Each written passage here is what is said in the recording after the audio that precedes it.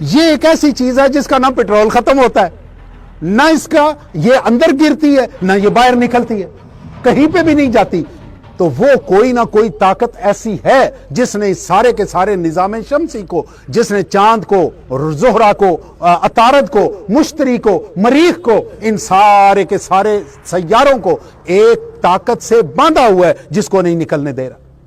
ابھی ہم فرض کرتے ہیں ہمیں منگلا کا نہیں پتا کہ منگلا سے بجلی آ رہی، آپ کو نہیں پتا بجلی کہاں سے آ رہی، آپ کا پنکھا بھی چل رہا ہے، آپ کا اے سی بھی چل رہا ہے، آپ کا ہیٹر بھی چل رہا ہے، آپ کی لائٹ بھی چل رہی ہے، آپ مرچیں لگاتے ہیں وہ بھی جلتی ہیں، آپ کو پتا نہیں ہے کہاں سے آ رہی. ابھی یہ پتا نہ ہونے کا مطلب یہ ہے، کیا ہم یہ نتیجہ اخذ کر سکتے ہیں کہ پیچھے پاور ہاؤس کوئی نہیں ہے؟ اگر پتا نہ ہو تو کیا آپ اس سے یہ نتیجہ اخذ کر سکتے ہیں کہ پیچھے شاید کوئی نہیں ہے؟ بھائی پتا نہ ہونا کچھ اور بات ہے. جب آپ کی ساری چیزیں چل رہی ہیں اس کا مطلب ہے کہ پیچھے کوئی پاور ہاؤس ہے. اب وہ پاور ہاؤس کون ہے؟ وہ اللہ تعالیٰ ہے.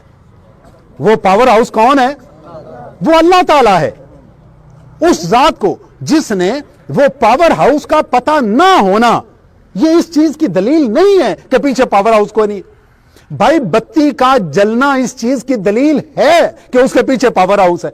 آپ کا پنکھا چلنے کا مطلب ہے کہ اس کے پیچھے پاور ہاؤس ہے. آپ کا اے سی چلنے کا مطلب ہے کہ پیچھے پاور ہاؤس ہے. یہ میرا سپیکر چل رہا ہے، اس کا مطلب ہے پیچھے پاور ہاؤس ہے. اسی طرح سے اگر یہ دنیا چل رہی ہے اور یہ کبھی گر نہیں رہی، اس کو سینٹریفیوگل فورس کی بھی ضرورت ہے، اس کو سینٹریپیٹل فورس کی بھی ضرورت ہے. اگر آپ چھوڑ دیں تو یہ نیچے گر جائے گی. اگر یہ نہیں گر رہی اور ہمیں پتہ نہیں ہے، اس پتہ نہ ہونے کا یہ مطلب نہیں ہے کہ اس کے پیچھے پاور ہاؤس کوئی نہیں ہے.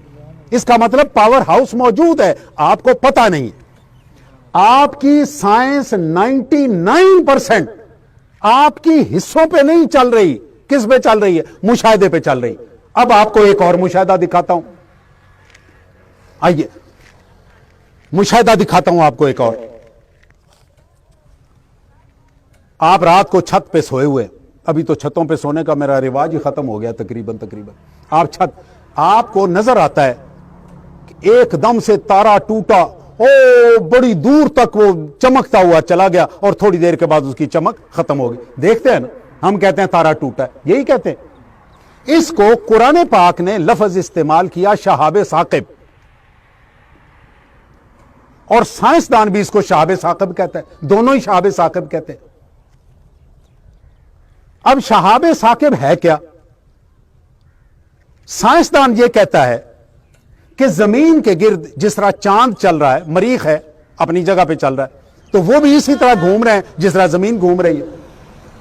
چاند کے، میں ایک مثال چاند سے لیتا ہوں، باقی پھر آپ کو ساروں کی سمجھ آ جائے. کوئی ایک سیارہ، ان میں ایک چاند ہے. چاند پتھروں سے بنا ہوا ہے. چاند کے اوپر ایک بہت بڑا پتھر، تسیل پھالیے جتنا بڑا پتھر وہ پڑا ہوا ہے. اب وہ بالکل لوز ہے.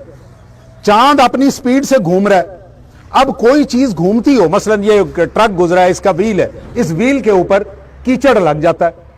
اب یہ گھوم رہا ہے، گھومتے گھومتے ایک سپیڈ ایسی آئے گی جس وقت اس کے اوپر لگا ہوا کیچڑ وہ اس کے ٹائر کو چھوڑ کے نکلے گا، جا کے مڈ گارڈ سے ٹکرائے گا. ہوتا ہے نا، یہ روز آپ دیکھتے ہیں. آپ سائیکل چلا رہے ہیں، موٹر سائیکل چلا رہے ہیں، بالکل اسی طرح سے چاند کے اوپر ایک پتھر پڑا ہوا ہے جو بہت بڑا ہے.